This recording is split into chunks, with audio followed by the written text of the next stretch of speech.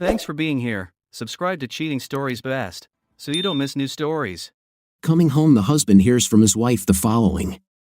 Today's story has a similar plot. Enjoy watching it. When I returned home after work, she told me that she was going on a date.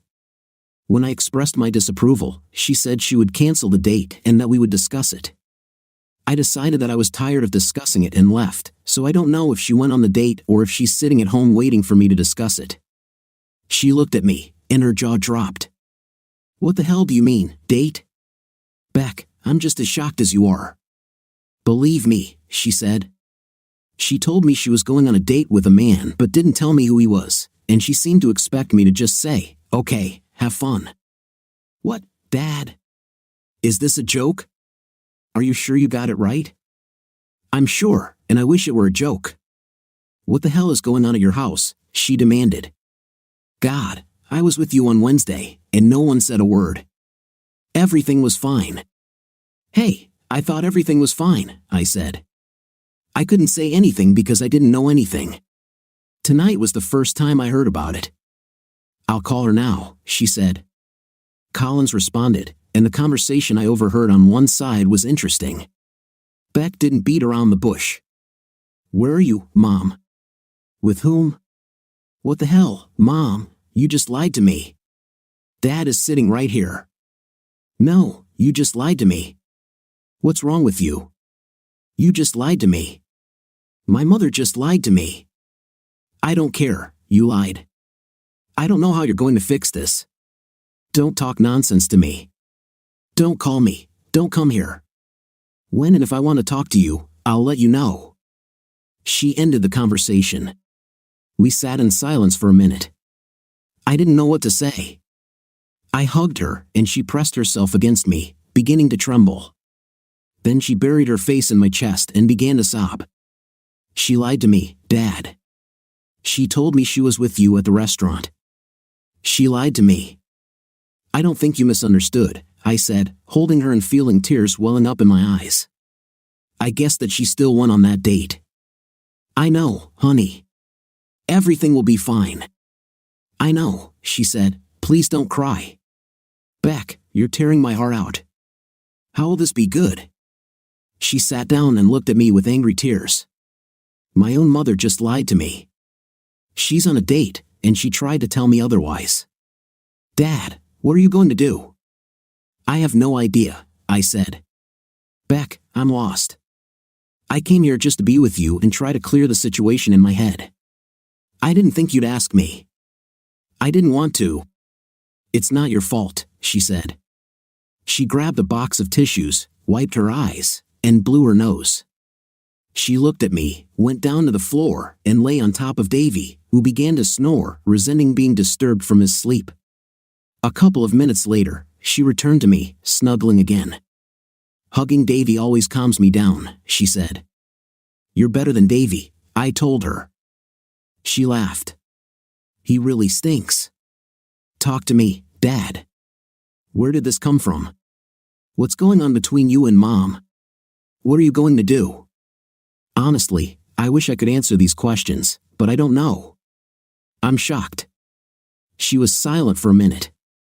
We need to call Sylvia, she said, taking out her phone. Hello, Sil? Where are you? We need you to come here now. No, this is important. I'm serious. Okay, see you later. She's at the Straps Club, she said. Straps was the club they liked. She was 10 minutes away. She needs to call an Uber. We ate popcorn and drank wine, talking in low voices about what might have happened. Sylvia arrived about 20 minutes later. She performed the ritual with Davy and came to sit next to Beck. Sylvia was born 3 years before Beck, and they were always close. They did everything together. Beck was small like her mother, a little blonde pixie. Sylvia was 4 inches taller with her mother's hair and eyes, a slightly larger, darker version of her mother. She hugged us both. What happened? She asked. What kind of emergency?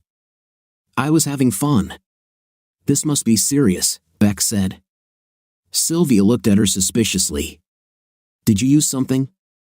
Sylvia laughed. Well, I said I had fun.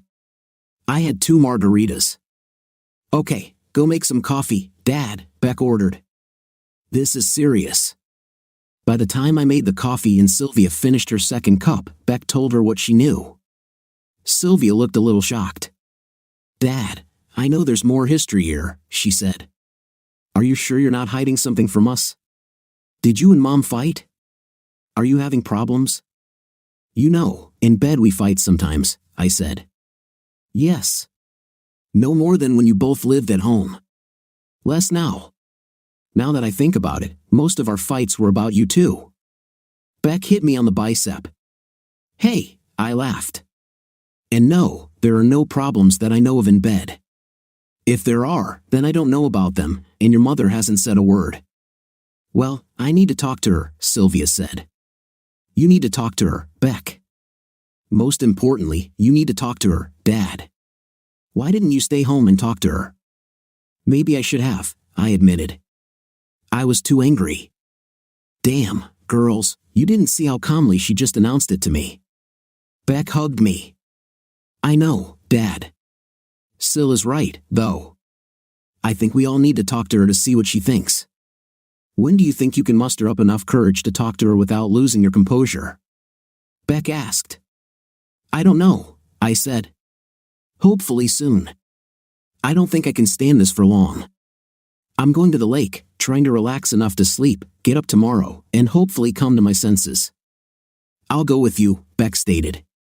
Let me pack Davy's bag and blanket. She headed toward her bedroom and then stopped. Give Daddy a cigarette, she said to Sylvia. Sylvia looked at me questioningly. I nodded, and she rummaged through her bag, pulled out a case, gave me one, and put it away. I have never been a heavy smoker, Collins, and I smoked once in a blue moon. It was a remedy for anxiety, and I felt like I needed it. Beck came out with her bag, put the dog food in the container, grabbed Davy's bowls. I grabbed his bed, and we walked to the car. Sylvia showed us off. We threw our things in the back of the truck and spread a blanket on the back seat. I'll go talk to Mom tomorrow morning, Beck said. See when you can talk to her. Let me know what happens. Dad, don't do anything stupid, okay? Maybe, I said. I'm a little stupid. I'll try not to do anything too stupid. Sylvia hugged us. Davy climbed into the car, and we drove off. On the way, we had a serious conversation. Beck asked me a million questions, some of which I could answer and some of which I couldn't. We drove to the lake house and took Davy for a walk by the lake. Walking along the shore, Beck held my hand as she had done all her life. Some things haven't changed, and I was happy about that.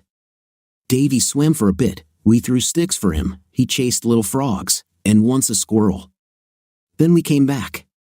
It got dark, and we laid out our things. I checked the alcohol supply. Would you like a mojito? I asked. Yummy, Beck said. I made 2 large mojitos, each with 2 ounces of rum. Beck lit the fire, and we sat, drinking drinks and talking.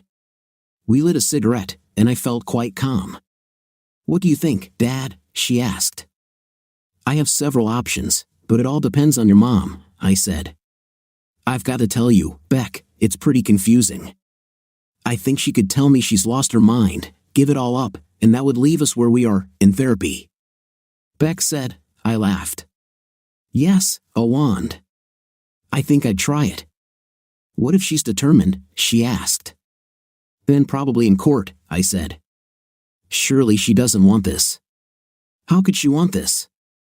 I have no idea, I said. You're smarter than me, Beck. You're about to become a psychologist. Tell me, what could make someone do what she does? Actually, I don't know, she said. I know the literature. People cheat to get revenge, because they have commitment issues, because they're intimacy attracted to someone else, or they find themselves in situations where they're intimate, looking for something they're not getting from their primary partner. Perhaps a combination of several of these reasons. I'm pretty sure many of them don't apply to Mom. I have no idea if they relate to her, I said. If that's the case and she has some grievances, you'd think she'd talk to me and give me a chance to work on what's wrong. Yes, one would think, she said. I guess we'll find out. I'll talk to her tomorrow, Dad. You'll have to drive me back so I can get my car. I slept well, amazingly. I watched a video and occupied my mind until I fell asleep, dropping my phone. I just turned it off and slept. In the morning, I got up, got dressed, took Davy out, and he rummaged around in the bushes for about an hour. When we returned, Beck was just waking up. "Do we have anything to eat, Dad?" she asked. "Actually, no, honey. We should have stopped on the way here." "It's no big deal," she said. "You can take me to breakfast. I want French toast." "Okay," I agreed. We left Davy in the house. He mostly slept when he was bored, so that was fine, and we had a good breakfast. The topic of conversation was hypothetical situations that could happen until we mutually decided that we were tired of it. After that, we talked about school, my work, Davy's latest antics, and how her internship was going. We went back, packed her things, picked up Davy, and then I took her back to her house. I returned to the lake, sat in a rocking chair on the screened-in back porch, and watched the boat traffic on the lake. It was lonely. I missed Collins and remembered all the times we sat here just enjoying each other's company. I missed Beck. Hell, I'd even settle for Davy's company. I decided to go fishing. I went out on a boat, fished near the cedars, and caught some good ones. I cleaned them and found some fries in the freezer to go with them. They were delicious as always. When I remembered to turn on the phone, I had messages from both girls asking me to come to Beck. I went to see her with a heavy heart, and when I arrived, they were eating pizza. Beck gave me a beer, and we sat at the kitchen counter while they ate. Well, I talked to her. Beck began, "Me too," added Sylvia, and I urged them to continue. "You won't like this," Beck said. She feels unsatisfied, not with you specifically, but with life in general. She misses the excitement and challenges. Some jerk who owns the company she works for started courting her. She likes that she's being courted by men who find her attractive. She wants to be able to go on dates. She doesn't necessarily want to have a night with the people she goes out with, but she says she loves you more than ever. You can go on dates if you want. I sat there for a minute, processing what she said. "Sylvia, is it the same story for you?" I finally asked. "Almost," she said. "Dad, I don't think this will last long. She will understand, and it will pass."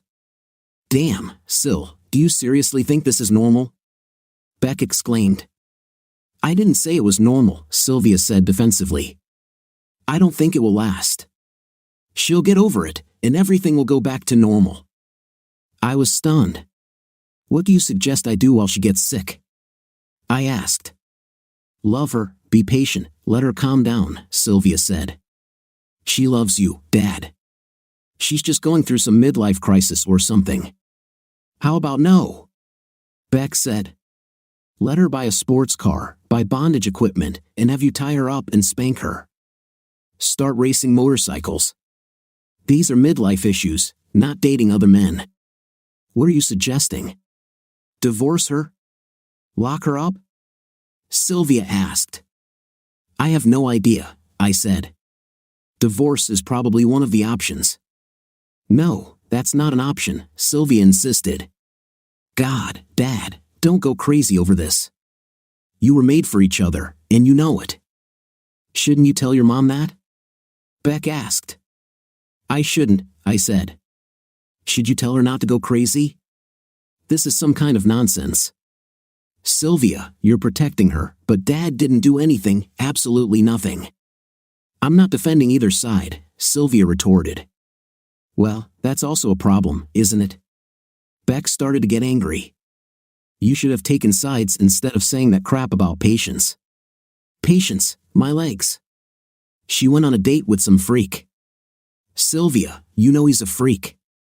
If only he weren't a freak, he wouldn't harass a married woman, and she's a fool for letting him." "Hey, let's calm down," I tried to interject. They didn't listen. "So, what do you want, Beck? Do you want our parents to get a divorce? Is that what you're talking about?" "It's not about what I want," Beck replied. "It's not about what you want, it's about what Daddy wants. Don't forget, Sylvia, Daddy didn't want any of this. Mommy wanted it, and she has the responsibility to fix it. I'm telling you right now, she can get what she wants, but until she comes to her senses, she must plan our relationship the way I want. And what will it be? Sylvia asked. I want to see her as little as possible and not hear from her at all. So, you're going to break things off with our mom? I'm not tearing anything up, Sylvia, and that's your problem. You don't see it. Everything that's happened since Daddy came home last night was Mommy's fault, all of it. She pulls the ropes, and if you can't see that, you probably have the same problem as her. Oh wait, girls, let's not let this get out of control, I said, trying to hug them. Beck let me pull her, but Sylvia turned away, grabbed her bag, and left the house. I pulled back to the window, and we saw Sylvia get into the car. The headlights turned on and then off. She got out and started to walk back, then turned around, got back into the car, and drove off. God, I'm so mad at her right now, Beck said, furious. Sorry, Dad, but that was nonsense. She pressed herself against me, and I thought for a minute. I sighed. Yes, it happened, but it's not Sylvia's fault. Beck, this is your mother's doing. She should not be put in this position. I know you're both grown women, but we had a special family dynamic. All our lives revolved around each other. I'm closer to you girls than any father I know. You've always had a good relationship with your mother. You shouldn't have found yourself in the middle of this nonsense, and neither should Sylvia. I'm sorry you ended up here, Dad. It's not your fault, Beck said. You're right, it's Mom's fault. But the fact that Sylvia is acting like it's no big deal and you should just be patient is too much. Just don't burn any bridges, I said. Let me talk to her. I'll try to figure something out. I love you so much, Beck. I don't want you to suffer any more than you already are. She hugged me tightly. I trust you, Dad. I'll just wait for you and see what happens. Keep me close, okay? Always, I assured her. It was time to meet the lion face to face. I couldn't put it off any longer. I couldn't live in limbo. When I arrived at the garage, her car was there. I sat for a minute, searching for peace within myself, sighed, and entered. My stomach felt like I was going to get heartburn, so I went and got a glass of milk to calm it down. Collins was in her office, and she came out when she heard me. She looked as bad as I probably did. Hi, I said. I'm glad you're okay and back, she said. She looked at me carefully. Collins, I'm a long way from being okay, I told her. She looked thoughtful. I meant you're safe. Do you want to talk? I nodded. Here or in the living room? Maybe it will be more convenient, she said. She nodded, poured herself some juice, and I grabbed a box of wheat thins. I followed her into the living room, and we sat on the couch. There was about a foot between us, which was unusual because she always wanted to cuddle up to me. I think I was giving off hostile vibes. I definitely felt hostility. I want to apologize to you, Barnes, she said. I understand that this is your mother's fault. Children should not be put in this position. I know you are both grown women, but we had a special family dynamic. Our whole lives revolved around each other. I'm closer to you girls than any father I know. You've always had a good relationship with your mother. You shouldn't have found yourself in the middle of this nonsense, and I'm sorry you did. 2, Dad. It's not your fault, she said. You're right, it's Mom's. But the fact that Sylvia is acting like it's no big deal and you should just be patient is too much. Just don't burn any bridges, I said. Let me talk to her. I'll try to figure something out. I love you so much, Beck. I don't want you to suffer any more than you already are. She hugged me tightly. I trust you, Dad. I'll just wait for you and see what happens. Keep me close, okay? Always, I assured her. It was time to meet the lion face to face. I couldn't put it off any longer. I couldn't live in limbo. When I arrived at the garage, her car was there. I sat for a minute, searching for peace within myself, sighed, and entered. My stomach felt like I was going to get heartburn, so I went and got a glass of milk to calm it down. Collins was in her office and came out when she heard me. She looked as bad as I probably did.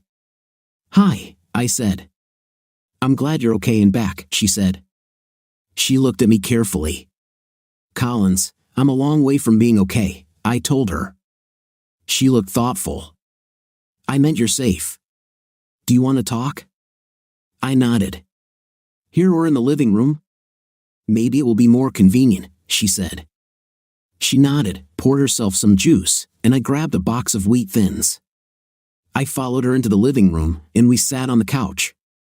There was about a foot between us, which was unusual because she always wanted to cuddle up to me. I think I was giving off hostile vibes. I definitely felt hostility. "I want to apologize to you, Barnes," she said. "I understand that I arranged everything very poorly." I raised my hand. "Collins, if you think the device is the problem, we're wasting our time."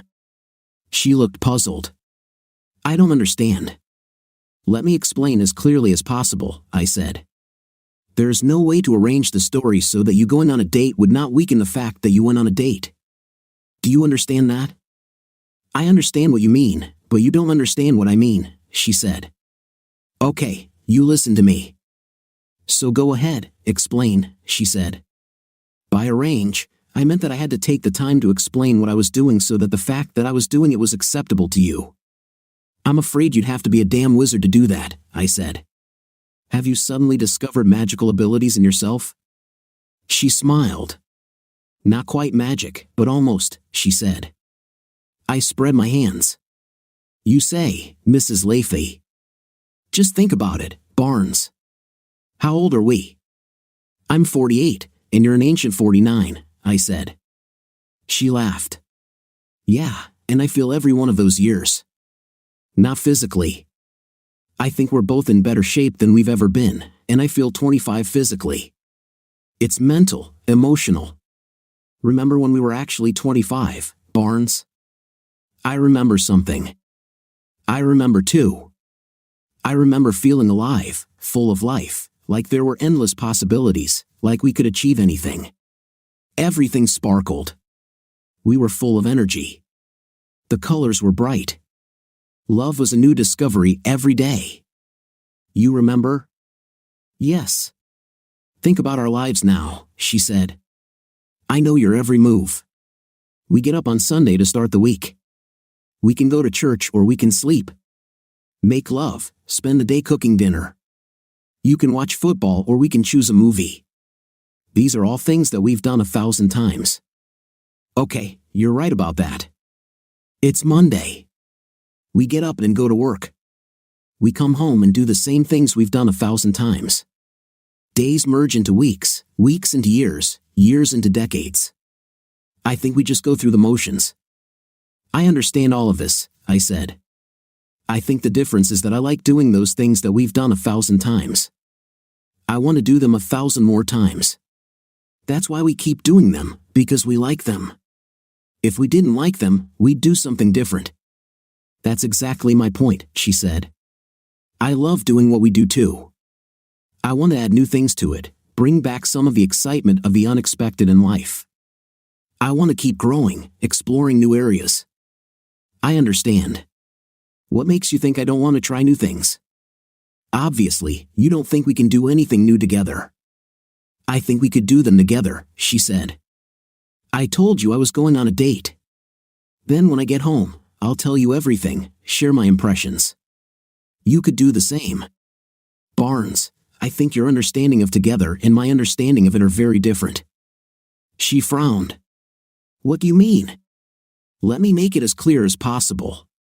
By together, I mean you and me. The moment you brought someone else into it, it didn't pass the together test." She thought for a moment. "When was the last time you spent time alone with a woman other than me?" "Well, if you mean besides the girls or other family members, that was 6 months ago. Do you remember when I went to Kansas City with Amber? We met with people from the telecommunications company." She nodded. "I know Amber quite well.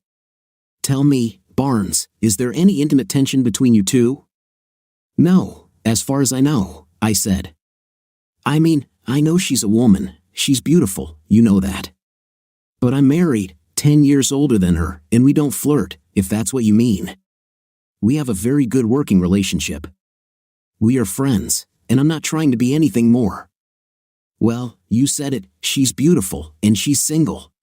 Barnes, what if you took her out to dinner, and then you decided to check out the nightlife, go to a club, and dance together?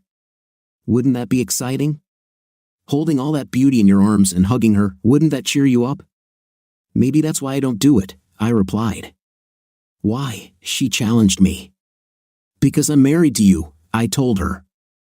I don't put myself in situations where my wants could be directed at anyone other than you. What if I agreed with this? She asked. It doesn't matter, I said. I wouldn't agree with that. She sighed. I would agree.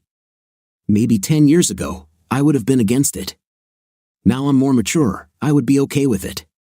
And I feel like you would have to be okay with me doing the same thing. That's the stumbling block, I told her. I don't agree. This is not what I signed up for. Collins, you promised me. I promised you.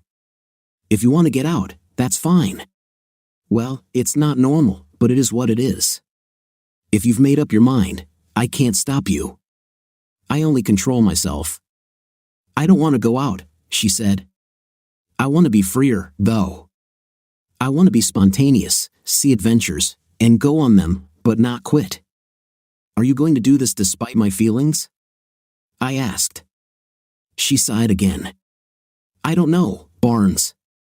I'm inclined to say yes. The fact that you thought about it, that you have it all figured out in your head, that you can talk about it so fluently, tells me a lot. I told her you haven't communicated with me, you've been hiding it from me for a while now. What else are you hiding? And your little trick on Friday night. I'm sorry, I shouldn't have done that. I was mad at you for leaving when I wanted to discuss it, she said. Collins, that's an outright lie. You planned this long before Friday and were getting ready to go before you even mentioned it to me. Speaking of lying, you also lied to Beck. Looks like you're good at it. I let out my anger and bitterness. I told you I'd cancel so we could talk. She conveniently dodged the rest. Damn, I'm tired of talking.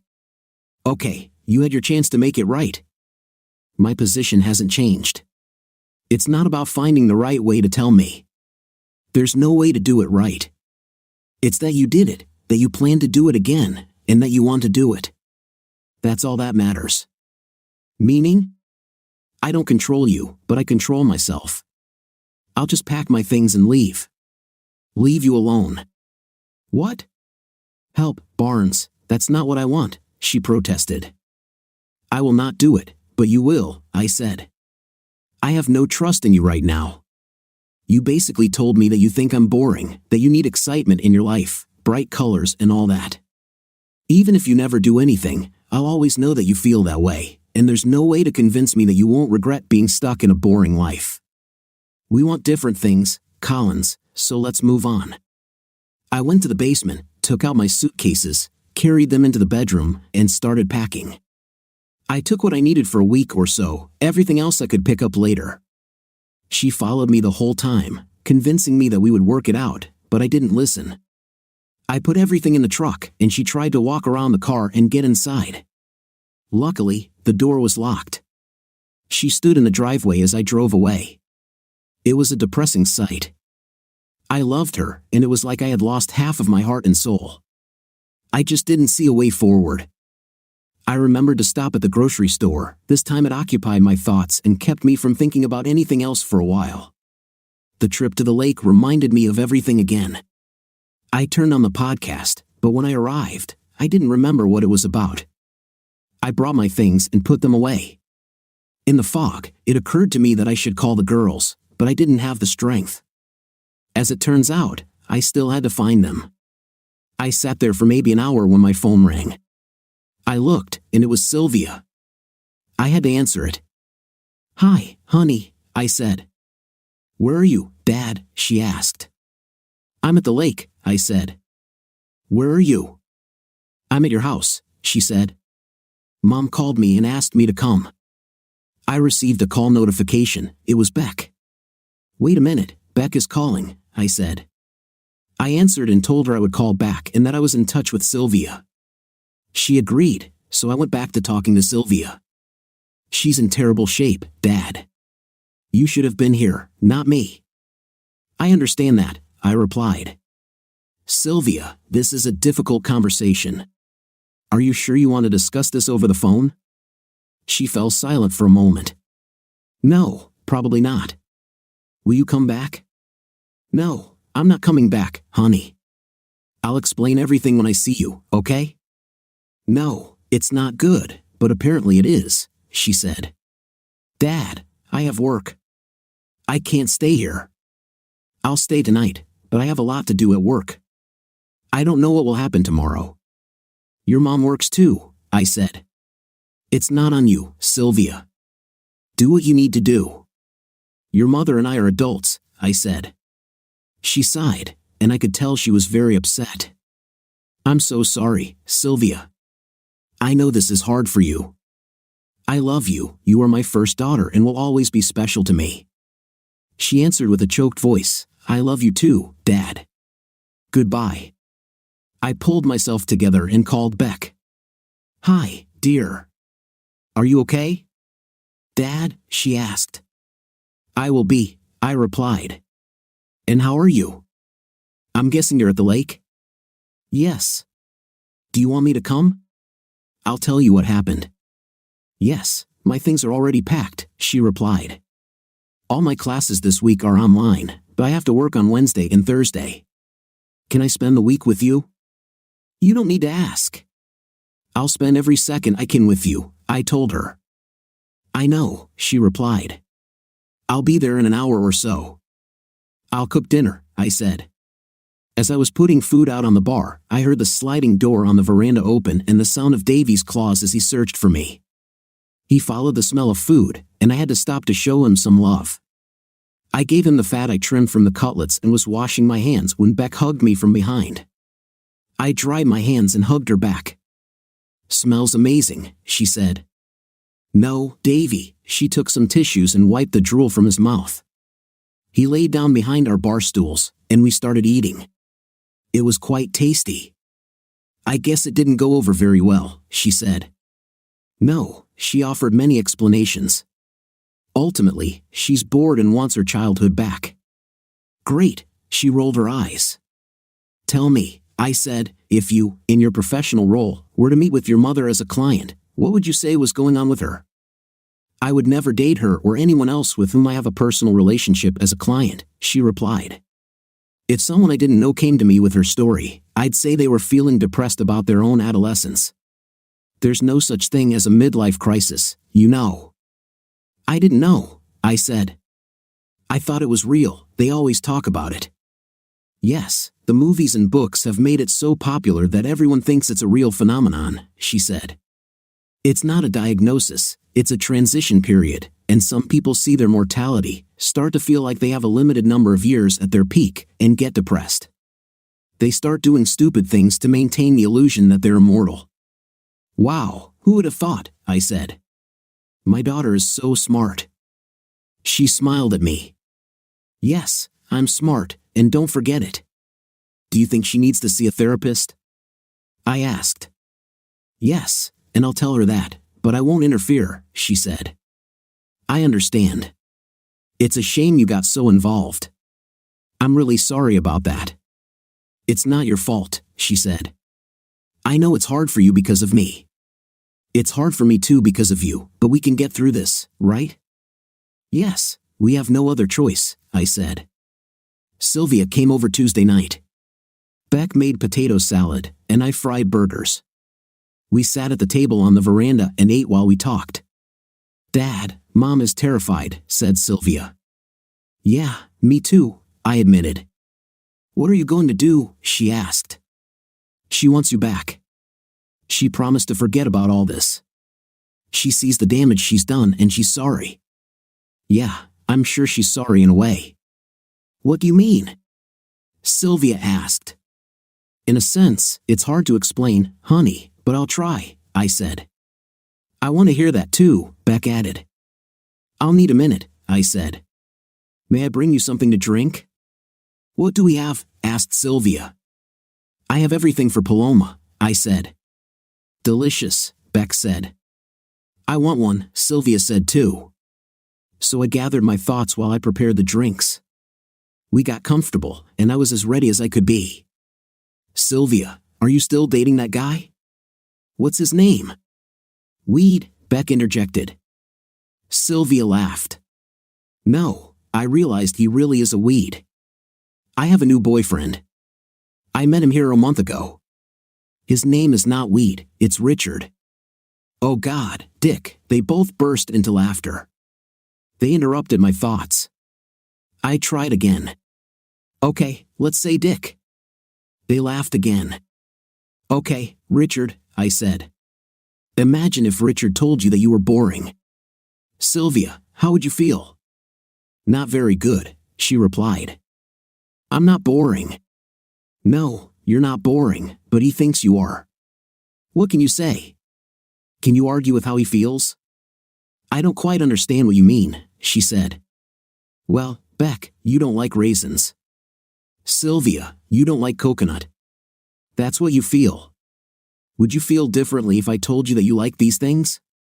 No, Beck said, and I see your point. Did Mom really tell you were boring in those words? No, I can't quote her exactly. I remember some words. She said a lot of things, Beck said. We're adults, Dad, Sylvia said. I hate to shock you, but I'm swearing a little. What's your favorite word? Beck was hysterical with laughter. Probably damn, said Sylvia. That's enough, you two, I admonished them, which caused another burst of laughter. She asked me if I remembered what we were like when we were 25, like you are now. She used all these colorful words about how great it was, how exciting our lives were, how everything was new and bright. She said she feels like we're stuck in a rut, doing the same thing over and over again, and she wants to bring that excitement back. Do you feel the same, Dad? Beck asked. Probably a little, I admitted. I know I'm not 25. I told her I like the things we do, otherwise, we'd be doing something different. I don't see anything wrong with it. Sylvia said, what did she answer? She wants to do other things, I replied. The problem is that she doesn't want to do them with me. She wants to do them with other men. She likes to be courted, she likes to feel that men want her. So, she's going to go on dates and, if everything works out, have an intimate with them. Oh my God, Beck said. How am I supposed to deal with this? I asked them, can I tell her she's wrong? She feels what she feels, and you can't argue with that. With all this excitement and vitality she says she's missing, suddenly a no won't do, Beck said. Did you suggest something you could do together to bring back that excitement without involving others? Sylvia asked. Honey, think about it, I said. Do you really think she had this idea on Friday, that she suddenly had an epiphany and went on a date with some guy all on the same day? No, she said. What do you mean? I'm saying she's been thinking about it for a long time, I said. Did she say anything to me? Not a word. Did she give me a chance to plan something exciting, hell, something we could do together? No. She wants her excitement with someone else, and if I somehow force her not to do what she wants, she'll be angry with me for it. Do you understand? I understand, Beck said. Me too, added Sylvia. Dad, if she saw a therapist, got some counseling, and changed her mind about her feelings, do you think you could fix this? I shook my head. Sylvia, she thought she could bypass me. She just announced that she was going on a date, and I had to live with it. Do you understand how disrespectful that is? She seemed to sag in her chair. Yes, I understand, Dad. I'm sorry. What if she had sincere regret? Do you think she is like that? I asked. She said she was sorry for the mismanaged situation and not for doing it. I'll talk to her, said Sylvia. Beck, will you help me? If I can convince her, will you help her find a good therapist? Beck asked. I'll help, Beck said. If she asks for help, I will help. I will not interfere with her life unless she asks me herself. She should want it and not be forced to accept help. Sylvia left very unhappy. I was sorry to see it, but she hugged us and told us both that she loved us and that she would come back more often. Beck maintained a somewhat frosty relationship with Collins but rarely mentioned her. As the weeks passed, I received regular detailed reports from Sylvia. Collins rejected the idea of therapy, although she mentioned she was open to couples counseling. I asked Beck what she thought, and she felt it was pointless. She believed that unless the root cause of Collins's dissatisfaction was addressed, any therapy would only help her mask her feelings or try to reconcile me with what she wanted. "Are you ready for this?" Beck asked. "No, I'm not interested in other women and certainly not interested in sharing her with other men," I replied. Sylvia was there and asked an interesting question. "Are you sure, Dad? What if you just reviewed it as a short vacation from marriage, and I met several attractive ladies for a while? Once Mom realizes she's wrong, you could go back to your normal life." "Can I?" I asked. "What if in 2 years, or 5, or 10 years, she gets bored again? Besides, I don't know any attractive women I could be friends with even if I wanted to, which I don't. Do I see any attractive girls waiting outside? Should I go check?" They both laughed. "Unless you work with them or they're not burglars breaking into the house, you won't meet anyone," Beck said. "You're a very handsome guy for your age, Dad," Sylvia said. "If you looked, I doubt you'd have any problems." "I'm not interested in that," I said. "No, Sylvia, I just can't. I don't have it inside me." "Are you disappointed?" "In a way, yes," she said. "I don't like that you and Mom aren't together. On the other hand, I have to respect you. You know yourself, you have moral principles about this, and you stick to them. Respect to you for that." After 2 months with no visible changes, I couldn't stand it. I filed for divorce. This immediately prompted a phone call. "This has gone too far, Barnes," Collins said over the phone. "Are you divorcing me? You have no reason to. What will you tell the judge?" "I don't need to tell him anything," I said. "This is the meaning of a no-fault divorce." "What will you tell other people?" she asked. "We quarreled and you divorced me." "I won't tell them anything," I said. "It's none of their business." "I'll come," she said. "We need to talk about this before it's too late. Do you want me to cook dinner on Friday night?" "Yes, that would be wonderful," I said. I was finishing cooking dinner when I heard the door open. I was a little annoyed that she just walked in. Sure, we both own the lake house, but I didn't go back to our house in the city and just didn't go over when she was there. I went to get my things while she was at work, and that was it. She looked as good as ever. She still knew how to make my heart beat faster despite how weary I was of her. She threw her purse on a chair and walked towards me. She wanted a hug, which turned into a desire to kiss. I could hug, but a kiss was beyond my capabilities given the circumstances. She looked offended, but so be it. I was offended too, and I had my reasons. "Can I help?" she asked. "Everything is ready," I said. "You can set the table while I bring the dishes if you want." We laid out the food, poured the wine, and she started talking. "I don't want a divorce, Barnes. That's what I don't understand." I said, "Why?" "Because I love you and want to spend my whole life with you," she said. "But why?" I asked. "You were married to me almost your entire adult life, and it didn't give you satisfaction." "Remember, I never said that I was unsatisfactory," she said. "Maybe you didn't use that exact word," I said. "Don't play word games with me, Collins. You've made it quite clear that you're missing something." "Then you misunderstood me," she said. "I'm quite happy. I just wanted to add satisfaction for both of us." "Okay," I said, "but what you wanted to add was connections with other men." "It made me very unsatisfied," she said. "The answer seems simple to me," I said. "We're getting a divorce. You can sleep with whoever you want, as much as you want, and I won't feel unsatisfied." "I do not understand this either way," she said. "I'll be sleeping with other men, as you crudely put it." "Well, this is a pretty rough deal," I said. "The difference is that I won't be married to you while you're doing this. You can continue, and I will continue with my life." Maybe I'll find someone who doesn't want to sleep with other men. The perfect solution: you get what you want, and I get what I want. This is not what I want, she said. Why should there be a choice between you and casual dates with other men? If it's a choice, I want to be married to you. I understand that, I said, and the girls, well, Sylvia told me that this is your position. The problem is that I don't want to be married to a woman who wants to sleep with other men, whether she does or not. We finished dinner and moved to the sofa. That's all? She asked. Even though I love you, I give up this idea and choose you, she said. Don't you want to be married to me? She asked. Yes, Collins, that's it, I said.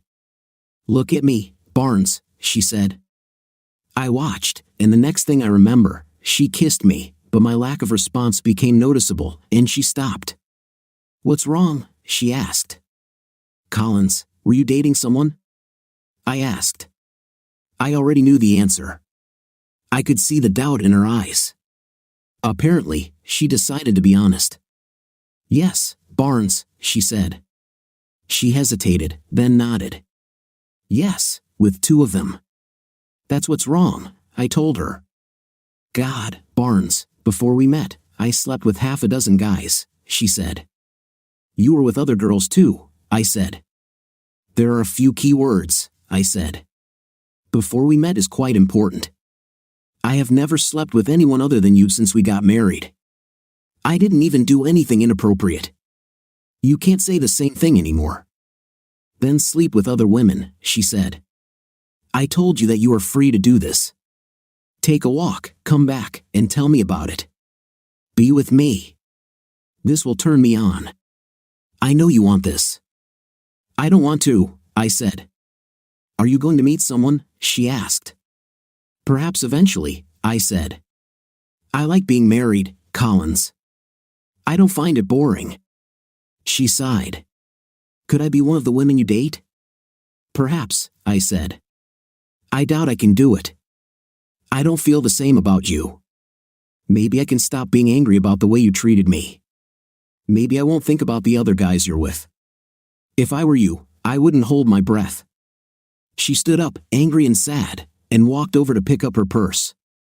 Let me know when you change your mind, she said, and left. The divorce was making its way through the courts, and her lawyer asked the judge to schedule counseling. This was unexpected, and the judge explained that he was required by law to appoint counseling if one of the parties requested it. I'm not going to do this, I told my lawyer. This is not the judge's business and not the state's business. No way he can outlaw you, he said. You're an expert. I said figure it out, I said. I can't, he said. That's what the law says. I was silent for a minute. What if we call you back for the divorce suit? Will he still be able to schedule consultations then? He was stunned. No, I don't think he can. Is that what you want to do? Yes, I said. This seemed to stun everyone present, and Collins had a smug look on her face. After the case was dismissed, I approached her. The reason I dropped the lawsuit is because I'm not going to force anything, I told her. Until you give up your nonsense, this is the last time I will talk to you. Don't call, write, or send telegrams. I'll never talk to you again if that's what you want. Her jaw dropped, and she was about to say something, but I just walked away. She tried to contact me for 2 months, using clever tricks like sending messages to me through Sylvia. Beck's relationship with her mother deteriorated to the point where they no longer even spoke, causing some tension between Beck and Sylvia. She tried to come to the lake house 3 times, but I changed the locks and kept all the doors closed. I just ignored her. She even came to my work one day, and I had to throw her out. After 2 months, she gave up and told Sylvia that she would no longer ask for counseling if I wanted to file for divorce. We did it, went before the same judge, and the divorce went through without opposition. I saw that he was unhappy, but everything was settled between us, and he could not order anything further. She kept the house in the city, and I kept the house by the lake. This was exactly what I wanted. The distribution of assets was fair, she kept her business, and I kept mine. No alimony was assigned, and everyone kept their pension savings. It was the usual business of divorce, boring, tedious, and annoying. I started selling my business, which didn't take long, and then my retirement began. I fished, learned to water ski, and the girls and I spent most of the summer on the boat. By October, when it got cooler, I was ready. I applied for a visa to become a resident of Mexico.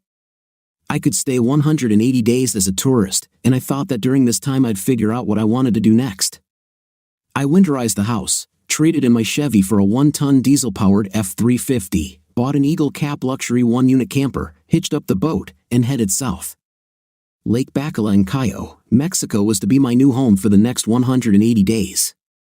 Both girls were a little unhappy with me, but they would get used to it. After I bought them both open-air tickets to Guadalajara, promising them all the beach time they wanted, they became visibly animated. During the first week, I found a 5-acre lot about a mile from the lake, bought it, got the utilities installed, and by the end of the month, I was a local. The second time I fished the lake, I caught a 14-pound bigmouth bass, and I was hooked on fishing. Sylvia arrived in January, and I met her at the airport. We went to Puerto Vallarta, and I gave her a choice: stay with me on the beach or stay at a hotel. She chose a hotel. It was a very nice place with full service, and we had a great time.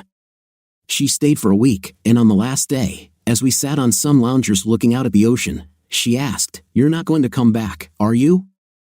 "I haven't decided for sure yet," I told her, "but I'm inclined to stay. The only thing that could make me come back is you girls, and I will send a plane for you anytime. I will also come several times a year to see you." "What about Mom?" she asked. I frowned. "Is she all right?" "Probably," she said. "She mostly works. I know she regrets everything." "How do you know?" I asked. "Well, she didn't say it outright, but she seems, I don't know, depressed. She is not the energetic and cheerful person she used to be. I think she's sad. I don't think she enjoyed single life as much as she thought she would." "Sorry to hear that," I said. "If you don't mind, Sylvia, I'd rather not talk about her anymore." "Okay," she smiled a sad smile. "Understand." I took her hand. "Understand." We shook off the bad vibes and had a blast that night. I drove her back to the airport, and with many hugs and a few tears, she flew off, promising to be back soon. Beck arrived in February, and everything went pretty much the same, except she wanted to stay in the camper with me. We spent 3 days on the beach, and in the afternoon of the third day, she said, "Where do you really live, Dad?" I answered her, and she wanted to go there. We folded up the camper and hit the road. The drive was quite long, and we had a great trip.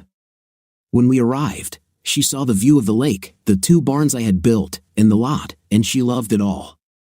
"I can't believe you have such a beautiful place, a cute little truck house, and you actually live here," she said. "I'm lucky," I said. "The only thing that would be better is if you lived here." She looked at me thoughtfully. "I can't imagine how I would make a living. I would like to use my degree." "Do you know what my degree is?" "I'm sure you told me, but I don't remember," I said. "I just know that you have it." "It's agricultural business," she said. I laughed. "Agriculture? What do machines have to do with this?" "I started working on machines because I worked at a farm equipment dealership," I said. "Harvesters kept coming in with these broken pins. I got the idea to start making stronger pins. It all went from there." "I didn't know," she said. "Well, what I'm saying is that there are ways to use your degree." "Explain this," she said. "Are you a psychologist?" "What do you mainly do?" I asked. "I listen to people's problems," she said. "Bartenders do a lot of the same things," I said. She laughed. "Yes, that's probably true." She spent 2 weeks there and then returned home. I really missed her for several weeks. Then I returned to my enjoyable lifestyle. 6 months later, she called me. "I need a favor," she said. "If I can, I'll help," I said. "Are we talking about a big loan or just a lack of money?" "About a big loan," she said. "Can I ask what you need it for?" "You don't trust me?" she asked. "No, I trust you," I said. "I'll give you as much as you need." I was just joking. She said, I want to buy a hotel. Okay, that sounds interesting, I said. Is this a working hotel? Does it generate income? Can I check it out online or something? I could, she said. I was hoping you would go there. I'm confused. Where? How far is it? About 10 miles, she said. It's on Lake Bacala. Is it true? Are you teasing me again? No, she said. I studied their reports with an accountant. They make good money. They have a bar, so I could listen to people's problems. She laughed out loud, and I laughed with her. Oh my God, darling, it would be like a dream come true for me. How much do you need? She quoted a staggering amount. God, Beck, you're aiming for a big game, huh? Large or at home, she said. Will this leave you without funds? Only if you don't pay me back, I said. I'll make a repayment plan. She replied, it should be pretty short term. Once I become a business owner and can show that I am profitable, I will receive bank financing. I kind of have no credit history. I understand, I said. This is so great, Beck. I can't believe you're doing this. It will be so great to have you here. I'll take a look and tell you what I think, but you should come and see for yourself too. She arrived 3 weeks later, and we toured the place. It was aimed at fishermen mainly from the USA, and it was a very good investment in my opinion. 6 months later, my daughter became the owner of the business. She ran it well, and everything was going great. Davey became a local celebrity. He was constantly pampered and was in seventh heaven. Beck and I spent a lot of time together, and I would often go to the bar. Beck would sometimes stand behind the bar, and it was fun to watch her use her psychological skills. She had a first-class restaurant, and the locals often dined there. It was always full, but she had a table in the kitchen, and they always found a seat for me. On Friday night, I was in the kitchen, and the head chef asked me if I minded if he seated another guest at my table. I wasn't thrilled, but what could I do? Of course, I said. He left, and when he returned, there was a woman with him. I gasped. God, she was amazing. She was dressed elegantly in a yellow dress that showed off her dark skin. The dress was off the shoulder, went down to her knees, but had a slit on one side, and as she walked, a delicious brown leg was visible. Her hair was a thick black head with streaks of chestnut brown. Her forehead was high and wide, her eyes so dark that they seemed black. She had high cheekbones, full, plump lips, and a small pointed chin that gave her face a heart shape. He pulled out a chair for her, and when she sat down, he introduced us. Veent, this is Mr. Barton. He is the father of the owner here. I stood up as she sat down, then sat down again and extended my hand to her. Barnes, please. No, mister. She laughed a low, musical laugh, and I wanted to hear it again. You can call me Nita, she said. Her deliciously accented English was flawless. Her voice was low for a woman and a little hoarse, but smooth as velvet. It looks like you already ordered, I said, noting the glass that looked like sangria. I didn't have a reservation, she said. Thomas usually finds a seat for me, but today I didn't want to sit at the bar. There's someone I want to avoid. I didn't understand, but it didn't matter. I'm glad that person wasn't here, because it meant I could look at you and listen to you talk. You're safe with me, I said. My mission in life is to protect beautiful ladies from annoying guests. She actually blushed, a blush touching her cheeks. I am very glad to have such a gallant defender, she laughed again, and I got goosebumps. Do you often dine here? Yes, I said. Like Thomas said, my daughter owns this place, and although I can cook, it's just me, so I come here. Ah, beautiful Beck, she said. I love her very much. She and I are becoming friends. Is it true? Well, I'm glad to hear she's making friends, I said. Do you live nearby? Yes, she said. I have a house near the Kaloa River. I live there most of the time, but also in Losmak. You obviously live nearby. I laughed. Well, yes. I'm pretty mobile, Nita. I have 5 acres nearby with a couple of buildings, but I have a truck and a camper. I have wandering legs now and like to be able to leave at a moment's notice. I understand, she said. Did you recently move here from the US like Beck?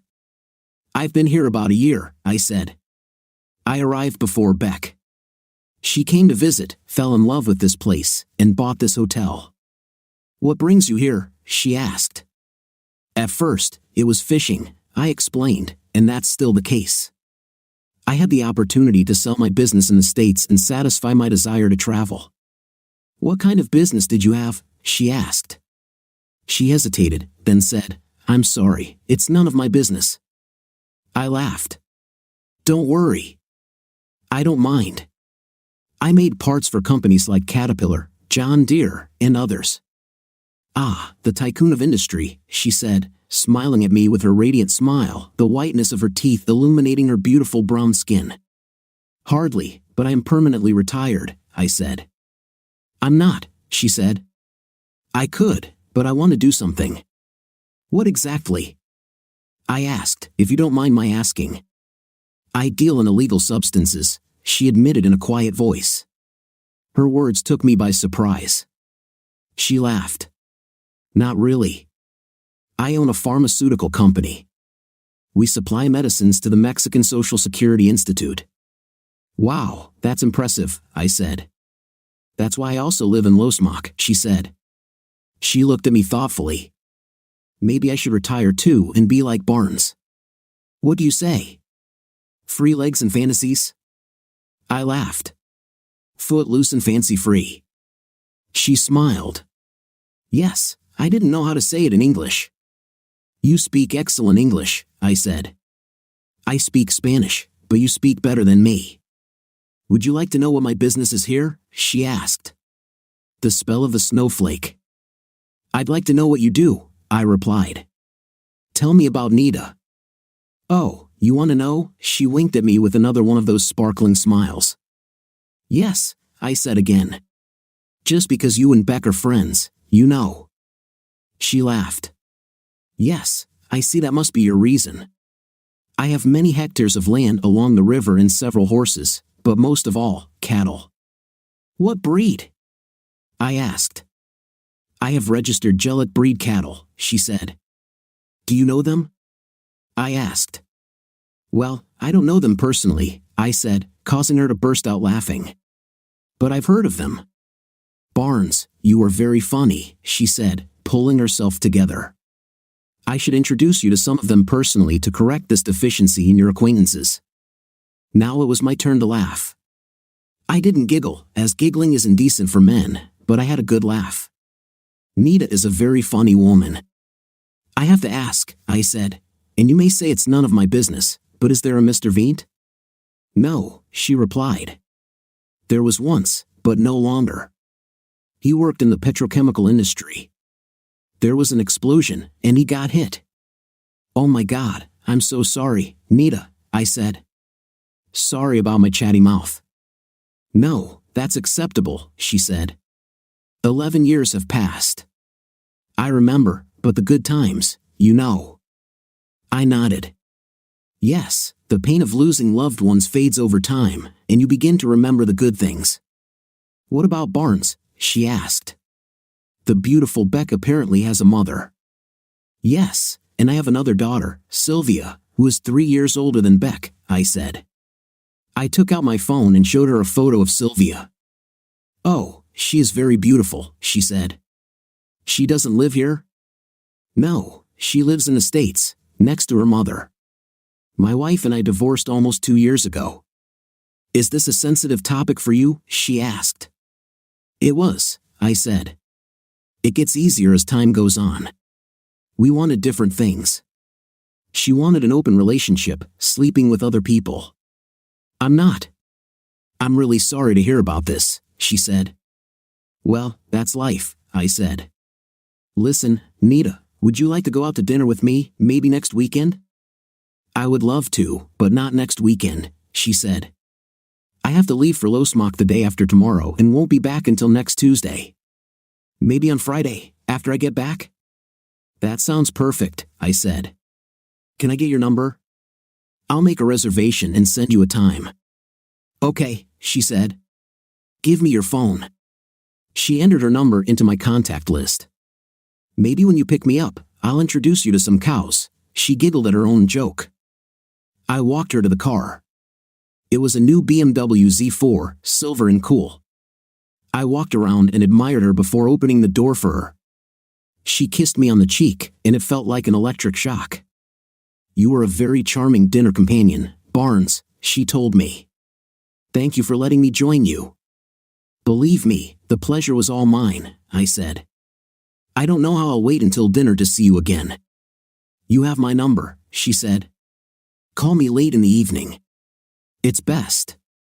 I'll definitely call, I promised.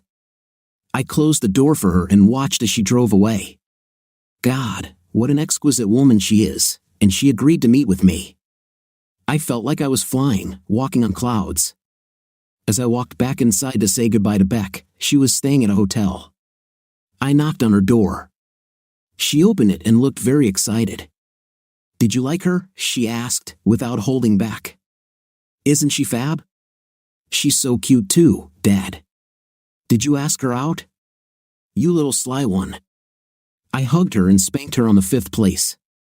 You arranged this? She giggled in her sinister voice. I did it. I'm done. You are a very bad girl, I told her. Well done, she said. God, dear, how did you persuade her to do this? She loves me, Beck said. I told her about you, and you were simply made for each other. Did you invite her? I invited you. She's leaving for a week, but on Friday, after she returns, she said she'd go to dinner with me. By the way, I will need to arrange transportation other than a truck. You can take my car, she said. Thank you, Beck. It's good for a short time, but I'll have to get my own. The next day, I wrote to Nita. I see it's as if 2 evil women are conspiring against me. She sent me a series of hearts and emojis. Yes, I won't resist, I guess, Beck confessed. My own daughter, I said. I can't wait for our date. She sent me a series of more emojis. My anticipation was such that every date seemed like an eternity.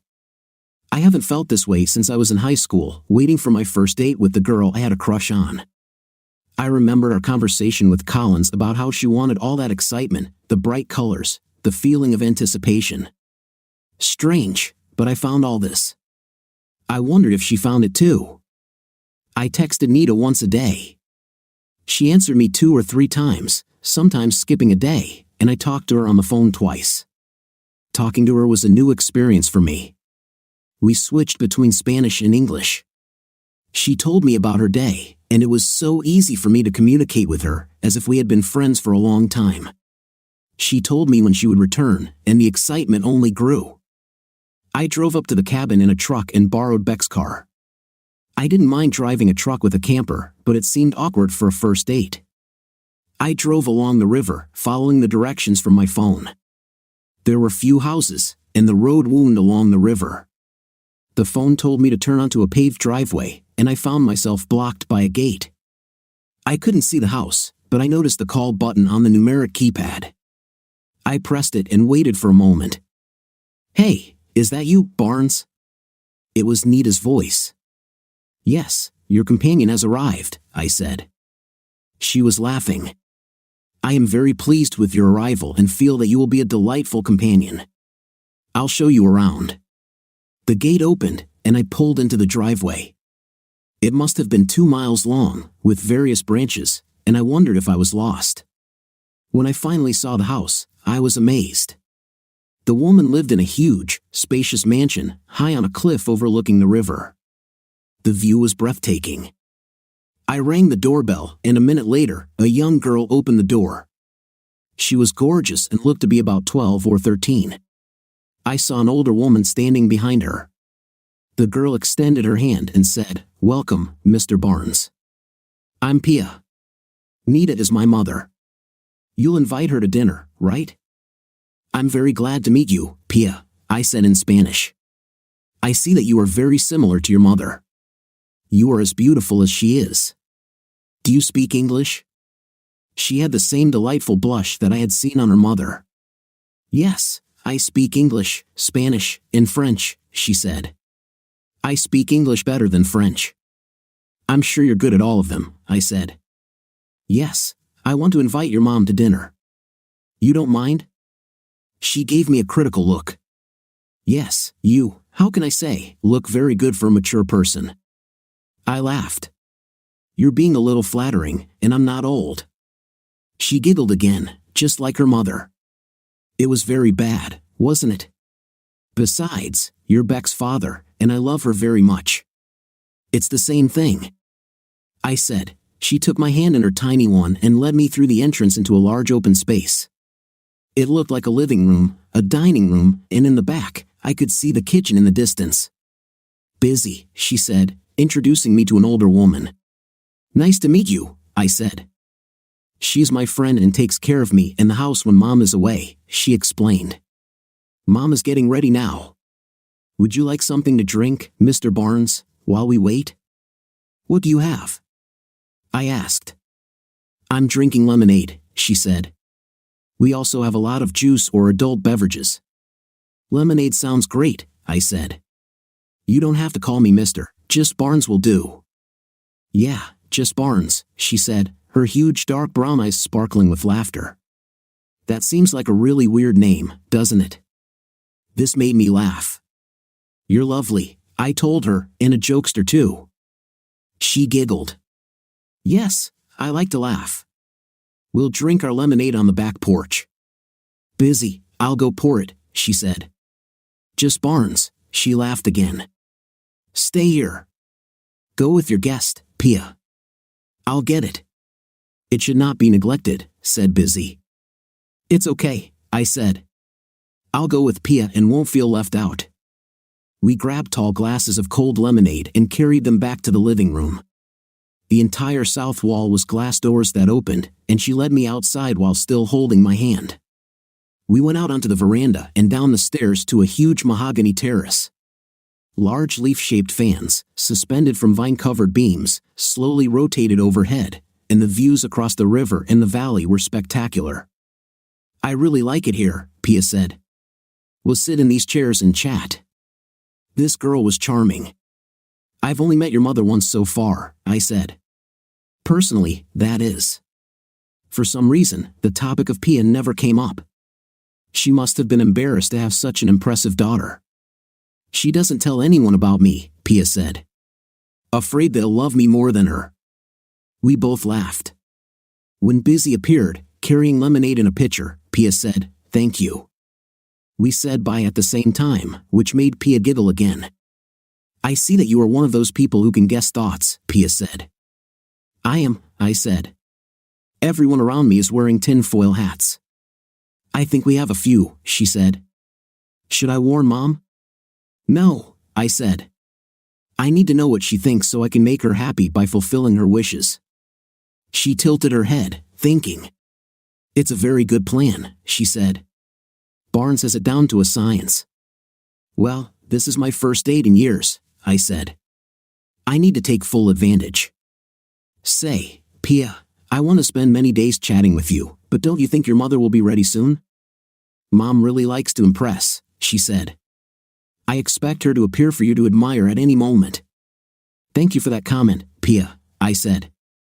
I heard a deep, husky voice, reminiscent of smoky old jazz clubs and red wine. We turned around, and there she was, standing on the top steps. God, she was stunning, breathtakingly perfect in white. The dress was pure white linen, very simple and elegant, with a bit of lace on the deep V neckline, falling nicely to mid-thigh. It was sleeveless, with all that smooth brown skin visible at the top and bottom. Her feet were gorgeous, and she wore platform dance sandals with straps around her calves. She wore a wide-brimmed white hat and posed for impact. See, Pia woke me up from my stupor, Nita said. You look very beautiful, Mom. Don't you agree, Barnes? I had to clear my throat before I could speak. Yes, I definitely agree, Nita. You are amazing. She smiled. I see you have met a beautiful one. Yes, and she is, I said. Pia, it was wonderful meeting you, and I hope to see you many more times.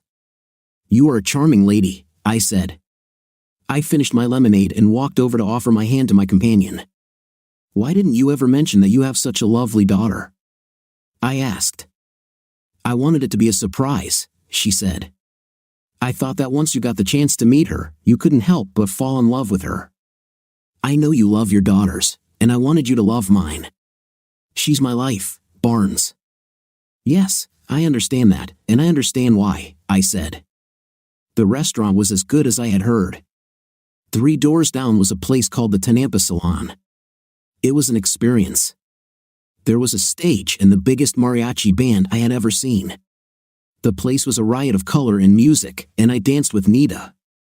It was an adventure of its own because she was the best dancer I had ever seen. She made me struggle to even come close to keeping up. She knew everything from traditional Mexican dances to salsa and tango. The last number we settled on was slow and sweet, and holding this fiery beauty in your arms was something men would do heroic feats to enjoy. The road back to her house was almost unconscious on my part. I was in a world where only she and I existed. It all ended at her door, where she kissed me, and at that moment, it was the highlight of my life. Before leaving, I was invited to come back and spend the day with Nita and Pia the following Saturday. She let me take a photo to send to Beck.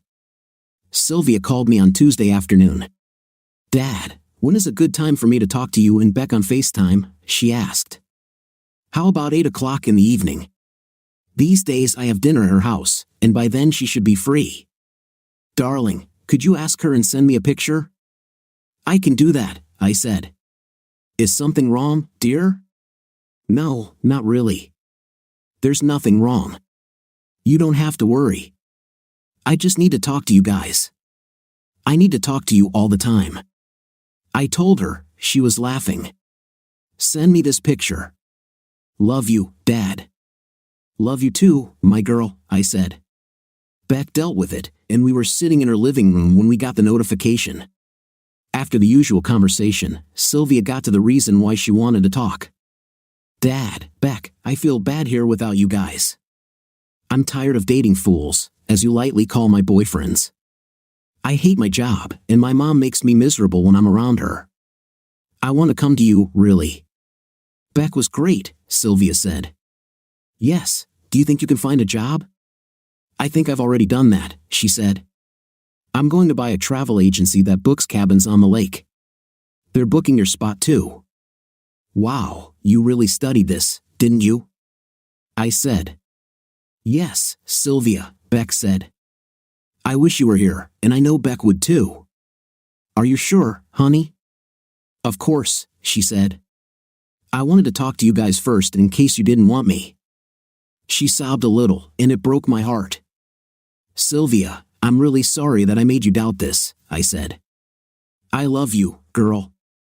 I will always want to see you, no matter what, as long as I live. I know we kind of thought about Mom, Beck said. I love you too. You're my older sister. You spanked Jamie Mayer because he picked on me when I was in first grade. This made Sylvia chuckle weakly. I did, didn't I? He was a jerk and bullied my little sister. When do you think you'll put it all together? I asked.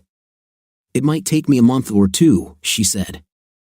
I've already moved on. It's so exciting. I cannot wait, Beck said. We talked for another hour, and it seemed that the matter was decided. As I sat in the camper that night, I thought about how my life was going. It seemed like I was moving from one level to another, coming here, meeting Nita, who I hoped would be a big part of my life, and now Sylvia was going to move in. It couldn't have been better. On Friday, I asked Nita if she wanted me to bring something. Beck told me you make pico de gallo very well, she said. Bring it. I went to the market, bought fresh ingredients, and prepared a big bowl. We took the truck to Nita's on Saturday. I wondered what Nita and Pia would think about this. They obviously did not live in poverty. Neither did I, and it's not like I couldn't afford a house. It was my choice, and I loved it. But what would they think? We'd probably find out. Pia ran outside when we arrived and rushed to Beck as soon as she came out. She walked around and was a little more reserved with me, but she hugged me. We're going to the river, she said. Mom prepared everything for a taco picnic. Delicious, Beck said. Let's go inside, Pia said. Mom and Busy are collecting things. She took both of us by the hand and led us inside. We walked into the kitchen, where there were several coolers and baskets on the bar counter. They were busy putting plastic bowls and plates into baskets and drinks into coolers. We helped, and soon everything was ready. Barnes brought his truck, Pia said. This will be perfect for our trip. I couldn't help but laugh at the way she phrased it. What a charming girl. We loaded everything up, and Beck and Pia climbed into the back seat. Nita sat down next to me, and we drove along the road, turning in the direction she pointed. It's good that you are with us, I said. I would never find my way back from here. She laughed. There are a lot of places to go, she said. We have buildings for different functions along these roads, Nita explained. What buildings? Asked Beck. Stables, equipment sheds, warehouses, cattle sheds, corrals, etc., Nita answered. We pulled up to the river, where there was a gazebo and dock with 3 jet skis standing out of the water. There were 2 picnic tables under the gazebo and a grill. I was planning on heating up the food on the grill, Nita said, but since you brought your own, can we use your stove? Of course, I said. All the comforts of home in a small package. I would really like to see the inside, Pia said. I've never been inside a house like this. I'll give you a tour, I said. We heated the tacos in the oven, and I walked Pia around the camper. Pia had to lie down on my bed, sit in all the chairs, and check every device. She and Beck carried some of our things to the tables, and I took the moment to drag Nita away and kiss her. Hello, beautiful, I said. I couldn't wait to be alone with you. She laughed. Well, it's nice to know you wanted it. Me too, she whispered. Beck and Pia returned, and we prepared our late lunch. Everyone complimented my pico de gallo, and it was all delicious. We sat and chatted for about an hour, then Pia asked if we wanted to go jet skiing. The girls were wearing shorts and t-shirts and went to change. Pia came out first and chatted with me while I inspected the system that raised and lowered the jet skis. Beck and Nita came out, and I went to change into my swimming trunks. When I got outside, 1 jet ski was already in the water, and we quickly lowered the other 2. Can I come with you, Barnes? Pia asked. With pleasure, I said. You don't control them, I manage. Maybe we can switch, and I'll go, and Mom will go with you later, Pia suggested. Beck and Nita took off their covers, and I froze for a moment. I knew Nita was an impressive woman, but I was somewhat unprepared to see her in a bikini. It wasn't the latest fashion or anything, but she was stunning. Beck would always be small, charming, and like an elf, while Nita was different. She was curvaceous, but not in the sense that the word sometimes implies plumpness. She was far from being fat, but she had hips, a narrow waist, and large breasts. She noticed my gaze, blushed, and crossed her arms over her chest. Ready? She asked. We were ready, and Pia climbed onto the jet ski with me. I noticed that the jet ski they chose for me had 30 more horsepower and was longer. We allowed Nita to lead the column, as I assumed she knew the river. We must have traveled upstream about 5 miles.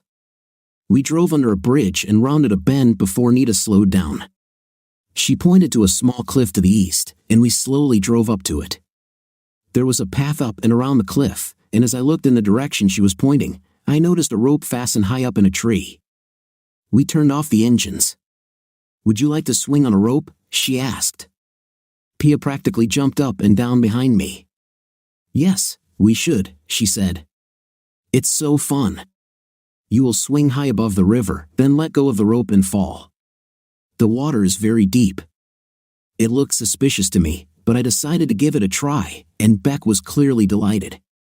Nita stood knee-deep in the water and held the jet skis while we headed up to the cliff. Who wants to go first? I asked. Beck has to go, Pia decided. I've already been, and I want to watch. Beck grabbed the bar woven into the rope. Hold on, honey, I told her. She nodded and rushed forward with a scream. It was the biggest swing I had ever seen. I don't know how far it flew, but it must have been about 15 feet at its highest point. She fell and disappeared from sight, then surfaced, threw her hair back to clear her eyes of water, and swam back to Nita. Oh God, Dad, it was amazing. You have to try. I decided that Pia should go next. She soared up like a small bird, turning into a dive in the air. She was a very agile athlete. I swam like an otter, and she and Beck held the jet skis while Nita climbed up to me. I let her go, and she was as graceful as ever, making a cute squealing sound as she took off. Now it's my turn. Looking down was 3 times scarier than looking up, and my inner chicken was screaming at me. I couldn't let a 12-year-old girl show me how to be a coward, so I forced myself to push off the cliff. I swooped down, the rope swinging me up from the bottom, and I was longer than the girls, so my feet barely touched the water before I flew up. I almost forgot to let go of the rope, but I collected my thoughts in time and plunged into the cool depth. It was fun. Nita and I sat on the jet skis and watched as Beck and Pia went 3 more times. Pia decided to take control, and Nita sat next to me. It didn't bother me at all that her arms were wrapped around me from behind. We returned, pulled the jet skis out of the water, and sat in the sun holding cold drinks and enjoying the rays. In the evening, we got ready and went back to the house. We thanked them for a wonderful day, and Beck and I headed home. She invited me to stay for dinner, and I agreed. "How are you feeling, Dad?" she asked. "Pretty good." "A little tired," I replied. "Something about the combination of sun and water makes you tired." "Is it true?" she said. "But that's not what I meant," she continued. "I'm talking about Nita and about Pia." "Oh, well, Pia is a little doll. It's impossible not to love her, and Nita, I had feelings that I never knew could arise again," I said. "She makes me happy just by being around me. She's so damn beautiful. Beck, you know this, but she's so much more than just pretty. She's a wonderful, warm person. She's funny, she's smart, she's obviously a great mother, and she's independent. She's everything a man could want. I definitely want her, and it seems that she's not averse to me either. She feels the same way. She told me she thinks you're the one, the only one." I said. She laughed. "Yes, just make sure it's you." It was not in vain that I tried. "Don't ruin everything." "I'll do my best," I said. "Thank you, Beck. Now how about you? Take care of yourself too. You need love in your life, too." "Yeah, I'll have to start working on that," she said. "I've just been a little busy with work, but I'm keeping my eyes open." I hugged my daughter and drove home. Nita and I started meeting 2 or 3 times a week. I picked up Pia and took her fishing several times. She invited me on jet skis with Nita. I was going on a business trip and took her to a celebration. I fell in love with this girl the same way I fell in love with my own daughters. By the time 4 months had passed, I was completely in love with Nita. When we were together, I was happier than I had ever been in my life. When we were apart, thoughts of her filled my head and my dreams at night. I lived in anticipation of the next meeting with her, and every minute spent apart, I missed her. We texted constantly, and she started using Snapchat, each message accompanied by a photo of her. We kissed at the end of every date, and I wanted her in every way. I was very careful. This little lady was special, and I wanted every step to be perfect. Beck loved her, and Sylvia, when she visited, fell in love with her too. The 4 of them, Nita, Pia, Beck, and Sylvia, were constantly doing something together, sometimes with me, sometimes just the girls. On Monday, I sent a snap to Nita and said I would like to go to Chalon with her for the weekend. She called immediately. "Is it true? I've never been there, but I've heard it's beautiful and has Mayan ruins." She was in Los Mayas, and I told her I would come there and we would fly from there. "What about Pia?" she asked. "Is this just for the 2 of us, or do you have a plan for her?" "I plan to take her with me," I said. I was going to ask if Beck and Sylvia could come, make it a family event of sorts. She was silent for a minute. "Barnes, I was very touched that you consider Pia and me family. You are a very nice person. I would really like that, and I hope Sylvia and Beck can come. They love my daughter very much." I know they love you very much, I said. They love Pia too. Do you love me very much too? She asked. I was a little stunned but quickly came to my senses. Nita, I want to tell you this in person, not over the phone. Okay, yes, I understand. Sorry for asking you on the phone. We'll go to Challen, and I'll ask you again in person. I laughed. I understand that I won't get away from this. I checked the flights, and one leaves at 3 o'clock in the afternoon. Can you leave by then? I'll organize it so that I can, she said. Drive carefully, I said. It turned out that Sylvia and Beck were able to go, and Pia was over the moon when I told her. We packed up and went on a long drive, and it was one of the best road trips of my life. Pia sat in the back with Beck and served as our official DJ. We took turns choosing songs. I didn't like their choices mostly, and they sighed and rolled their eyes when I chose. We picked Nita up at her condo and drove the truck to the airport. There were no problems, and we flew on friendly wings.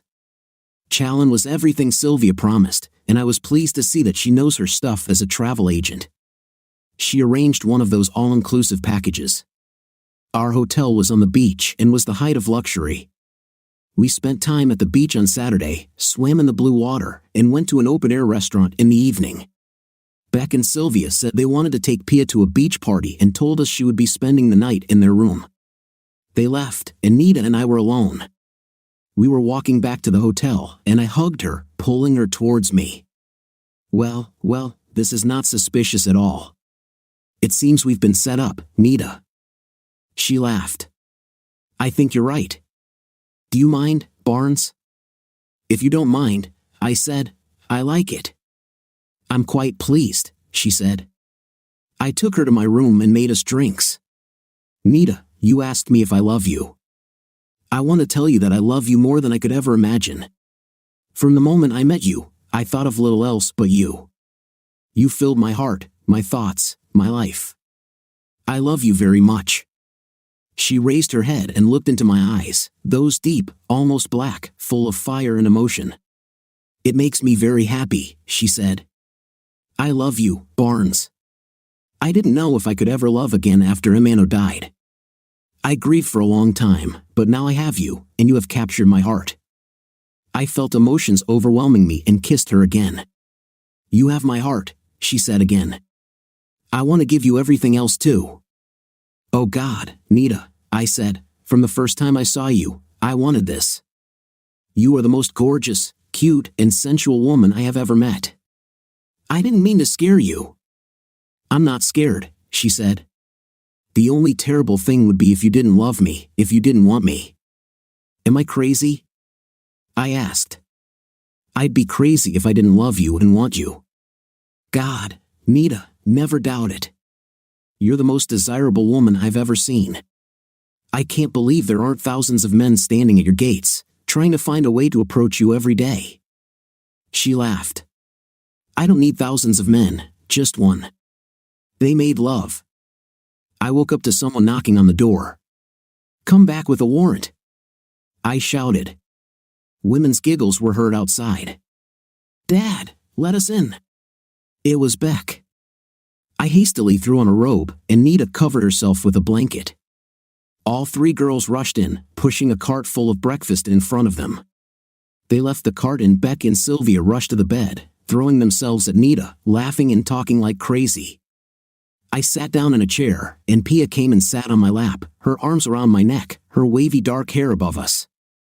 You love her, right? She said. Yes, I love you too, I said, hugging her tightly.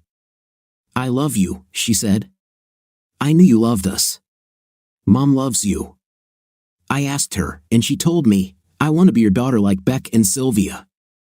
I couldn't help it, tears of happiness and love rolled down my cheeks like a river, and I held onto her with all my might. I'm honored that you treat me this way, I said. I will try very hard to be everything you want me to be. Will you marry Mom? She asked. So we can be a real family. You know, I said, looking at Nita and the girls, who all looked at me expectantly, there's nothing I want more than anything in the world, but I think I should talk to your mother about it, just the two of us. I'm not ready at the moment. I leaned over and whispered to her, "I don't have a ring." "Ah," she said. "Yes, I understand." We had breakfast and then hurried down to catch the shuttle to the Mayan ruins. It was impressive and awe-inspiring. We flew back on Monday morning, tired but happy, with indelible memories. We dropped Nita off. She needed 2 more days of work. I took the girls ring shopping with me. The shops there were mostly small. The jewelers made their own jewelry. We found an older gentleman from the cabin who made exquisite jewelry. He had a large collection of stones, one of which was a particularly brilliant red-orange fire opal that all the girls liked. "I don't think this will be a good engagement ring," I complained. "We need diamonds." "No, Mom would love that," Pia said. "She finds diamonds, what can I say, tasteless." We all laughed. "Almost the same," said Sylvia, "tasteless." "Did she really say that?" "Yes, several times," Pia said. "See, Dad, she'll love it." Beck insisted, and I let them talk me into it. We compromised by putting 4 little diamonds around the fire opal. The jeweler said he could have it ready in 2 weeks and send it to me. Once I received it, all I had to do was choose the time and place. I told Nita that I wanted to come and return to that little gazebo by the river. I think she knew what I was planning. We took her ATV, and it was a wonderful evening. Pia was very curious, and when I told her what I was doing, she had to rush to her room so as not to reveal it out of excitement. I knelt in the gazebo, and when Nita noticed this, her hand flew to her mouth.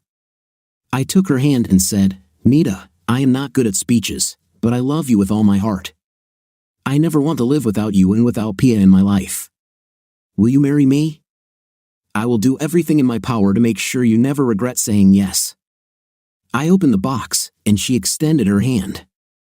I put the ring on, and she said, "Yes, Barnes, I so want to be your wife. I want to love you always." She raised her hand, admiring the ring. "I can't believe I have a fire opal," she said. "This is my favorite stone." "A little bird told me," I said.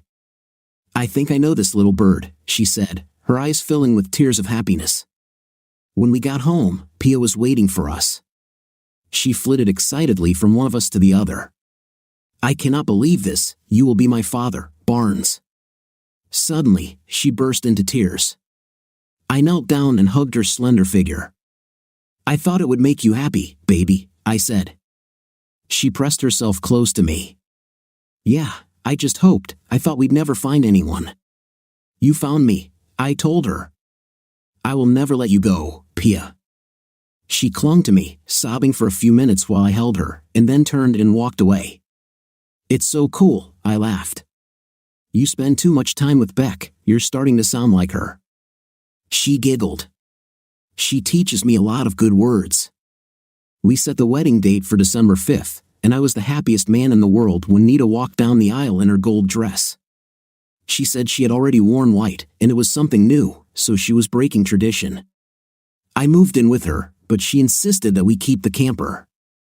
"We might want to go on a long vacation," she said. "We'll use it, I promise." I removed it from the truck and placed it on stands. We used the truck around the house, and it was much more convenient without the camper. I don't remember ever being happier. The only hiccup came when Sylvia came to me in the 2nd year of our marriage and said that she needed to talk. We sat on the terrace, and she gathered her courage. "Mom wants to come visit," she said. I sighed. "Well, I thought it would happen sooner or later." "Dear, when is she going to arrive?" "She wants to come for Christmas," she said. "Sylvia, what do you want, dear?" I asked. She hesitated before answering. "I wanted to spend Christmas here with you. I know Beck will be staying here, and I was going to stay too. Now I'll have to spend at least part of the time with my mom. Beck won't be there, so I'll have to be alone with her. I still love her, Dad. I'm sorry if this disappoints you, but I remember who she was, everything she did for me, and what we did together." I pulled her toward me and hugged her. "I know you do. I'm not disappointed at all. I'm proud of you." She cried a little, and I held her. "Everything will be fine. I know this isn't what you wanted, but that's the way it is. You can tell your mother that you already have plans for Christmas dinner. She'll have to deal with it. It's her fault, not yours. It's difficult, she said. I'll have to deal with this. I just wanted you to know. What if she wants to talk to you or see you? Let me talk to Nita, I said. She's smarter than me. Let's see what she says. Sylvia spent the rest of the day with us, and we had dinner together before she left. Nita was in Los Mackay for 2 more days, and I raised the issue when she returned. We sat on the sofa, looking at the fire in the fireplace. I told her about Sylvia's visit and the news.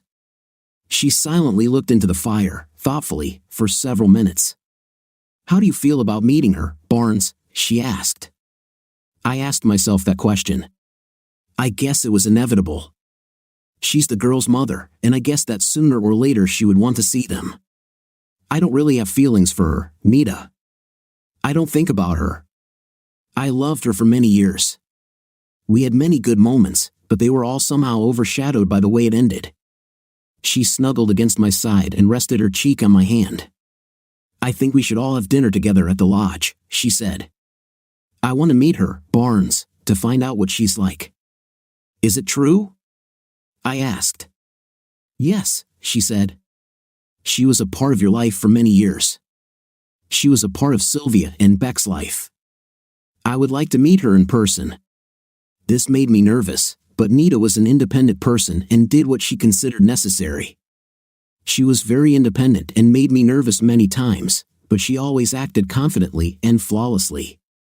When Collins arrived, she stayed at Beck's lodge, and I saw less of the girls than usual. I assumed they were spending time with her. Nita actually met with her, and if there were any clashes, they were not mentioned. I asked what she thought. I like her, she said.